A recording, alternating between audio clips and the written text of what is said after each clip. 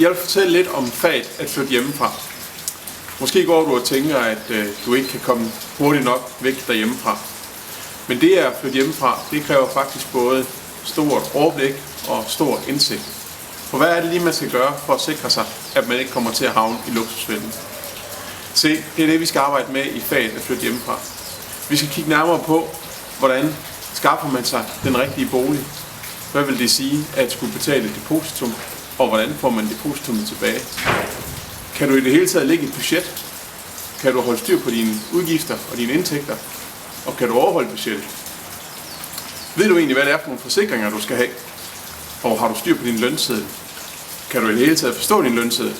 Og er du sikker på, at din arbejdsgiver betaler dig det, du skal have? Det skal vi sikre os i det fag at flytte hjemmefra. Når vi har styr på det, så kommer du aldrig til at ville flytte tilbage.